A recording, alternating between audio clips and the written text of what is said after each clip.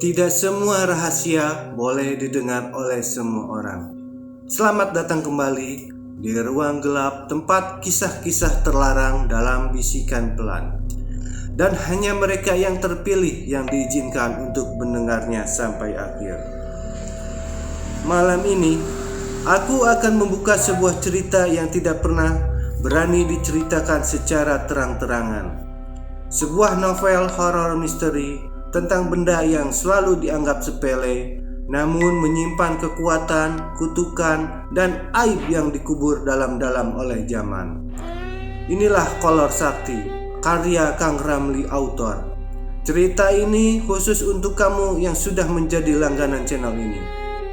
Karena apa yang akan kamu dengar bukan sekedar cerita, tapi rahasia, dan tidak semua orang kuat menanggung akibatnya.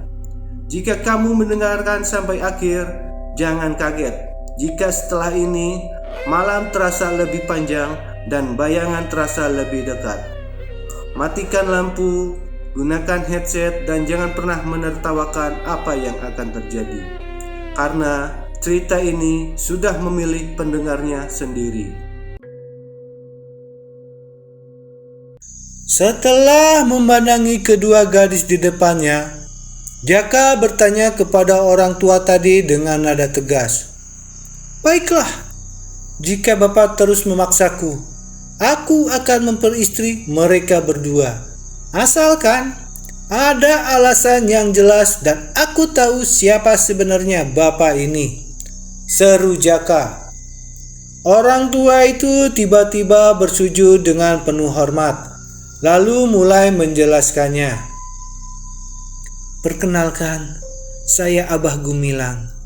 Saya pemimpin para lelembut dan jin di desa Cibelut. Untuk mendapatkan pusaka itu, Aden harus memiliki 7 istri di alam gaib dan 3 istri manusia. Jika Aden keberatan dengan syarat tersebut, maka pusaka itu tidak akan pernah menjadi milik Aden. Kedua gadis ini adalah putri saya. Anak sulung bernama Rani dan yang kedua bernama Rana. Mereka adalah anak kembar. Silahkan, Aden Jaka pilih salah satu. Atau jika ingin cepat memenuhi syarat, ambil keduanya oleh Aden." Jaka mengernyitkan dahi. Dirinya masih bingung dengan syarat tersebut. Dia akhirnya bertanya lagi, "Kenapa harus 7 istri, Bah? Apa tidak bisa 1 atau 2 saja?" Abah Gumilang menggeleng sambil tersenyum tipis. "Mohon maaf Aden, syaratnya memang harus 7 istri dan tidak bisa dikurangi lagi. Namun, Aden tidak diwajibkan untuk tidur bersama mereka. Aden hanya menikahinya saja. Lagi pula malam ini Aden sudah menjalani malam pertama dengan Ratu Asih, bukan?" ucapnya dengan nada tenang. Jaka terkejut mendengar perkataan itu. "Kok Abah bisa tahu?" tanyanya dengan nada heran, wajahnya menunjukkan rasa tidak percaya. "Hal seperti itu tidak perlu Aden pikirkan. Sekarang Aden tentukan pilihannya saja," jawab Abah Gumilang singkat, suaranya tegas namun tetap lembut. Jaka terdiam sejenak. Dia berpikir dengan matang. Matanya kembali menatap kedua gadis itu yang tampak tersenyum lembut di hadapannya. Dengan suara yang tenang namun penuh keputusan, dia akhirnya memanggil mereka. "Rani, Rana, kemari!" Rani dan Rana segera mendekat dan melihat isyarat tangan dari Jaka untuk duduk. Rani duduk di samping kanan Jaka, sedangkan Rana di samping kirinya. "Abah Gumilang, mereka telah saya pilih," ujar Jaka sambil merangkul kedua gadis itu. "Terima kasih Aden Jaka, suatu kehormatan bagi Abah. Aden memilih kedua anak Abah," sahut Abah Gumilang dengan bangga dan bahagia, karena Kedua anak gadisnya telah dipersunting oleh Jaka. Tak lama kemudian, Abah Gumilang segera memanggil para dayang berjubah hitam untuk melakukan ritual pernikahan gaib. Kalian segera siapkan pernikahan Aden Jaka sekarang juga, perintahnya. Baik, Abah, jawab mereka dengan serempak. Abah, saya hanya menikahi mereka saja, tidak tidur bersama mereka, tegas Jaka. Gak apa-apa, Aden. Asal Aden menikahi mereka, kapanpun Aden bisa tidur bersama mereka berdua, ujar Abah Gumilang. Setelah ritual pernikahan gaib selesai, Jaka tidak tidur dengan kedua gadis itu. Dia hanya mengecup mereka sebagai tanda bahwa dia telah menjadi suami Rani dan Rana. Jaka bertanya kepada Gumilang, Abah, saat saya tadi pulang dari tempat asih, kenapa ya saya langsung berada di desa Cebelut?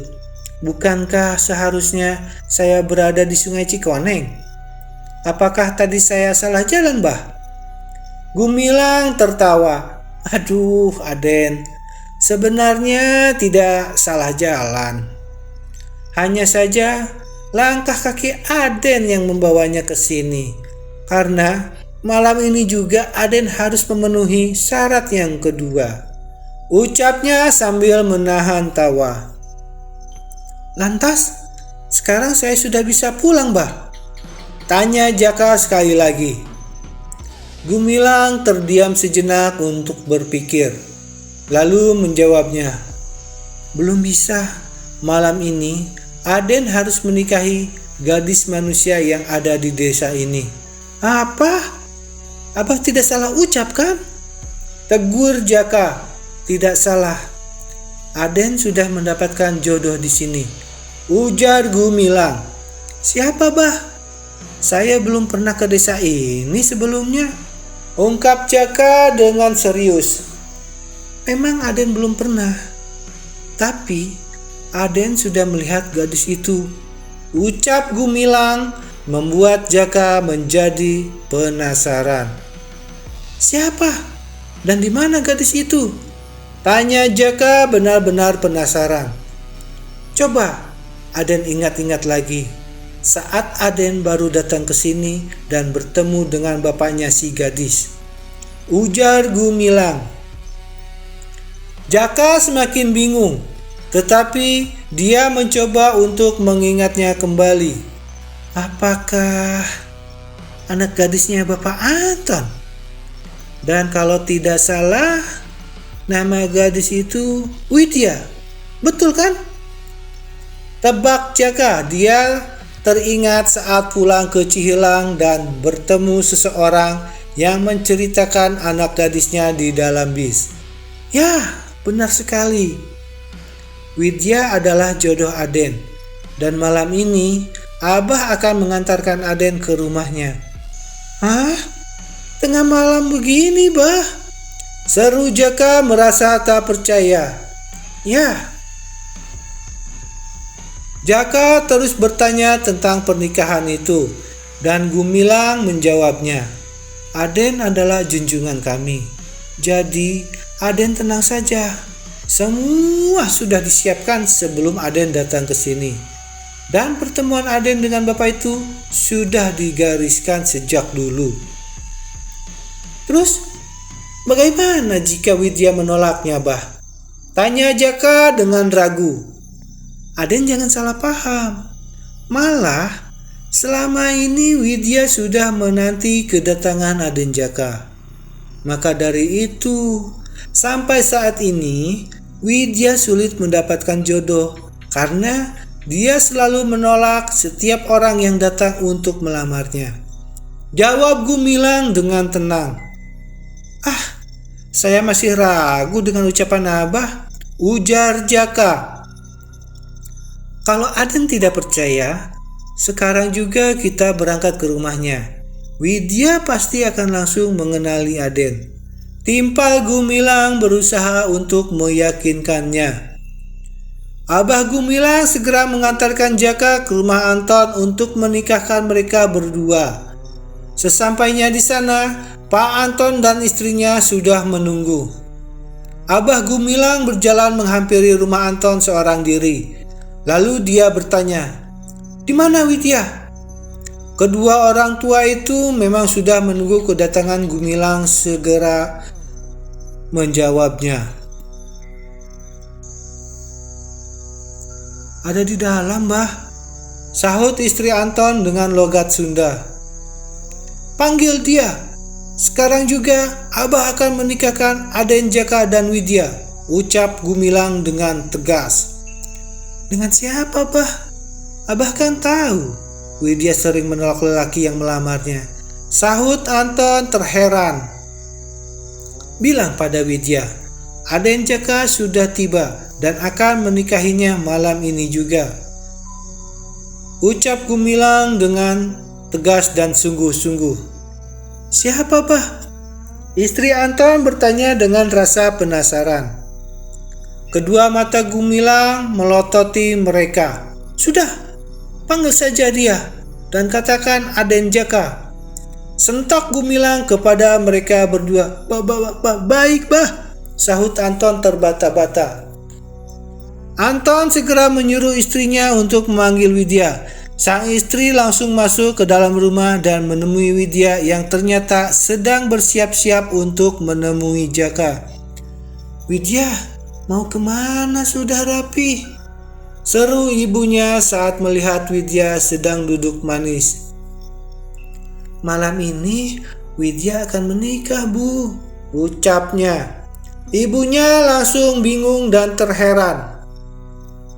"Emangnya Widya sudah tahu siapa calon laki-lakinya?" "Widya sudah 5 tahun menunggunya, Bu," kata Widya sambil tersenyum manis.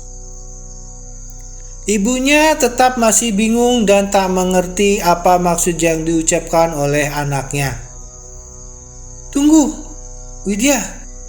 Widya sudah menunggu selama 5 tahun. Emangnya Widya sudah kenal sama dia?" "Widya gak kenal," jawabnya dengan sedikit bingung. "Lantas, kenapa Widya harus menunggunya? Dan sudah berapa orang yang Widya tolak lamarannya?" Widya Astuti adalah anak pertama Anton Suherman. Kini dia berusia 18 tahun. Wajahnya cantik tak kalah dengan adiknya yang bernama Risa. Adik lainnya bernama Restu Bumi, hanya terpaut usia 1 tahun dengannya. Restu dikenal sebagai anak yang pendiam dan jarang keluar rumah. Bahkan saat ada acara keluarga, dia lebih suka mengurung diri di kamarnya. Aktivitas sehari-harinya hanya terbatas di dalam rumah dan dia jarang menampakkan diri di depan banyak orang. Suatu hari, Widya menceritakan mimpinya kepada ibunya. Dalam mimpi itu, dia bertemu seseorang dan dia telah berjanji akan menunggu kehadiran pria tersebut. Tidak semua yang dibuka bisa ditutup kembali. Malam semakin larut dan apa yang baru saja kamu dengar bukanlah akhir dari segalanya. Istirahatlah, tapi jangan terlalu lelap karena kolor sakti belum melepaskanmu sepenuhnya.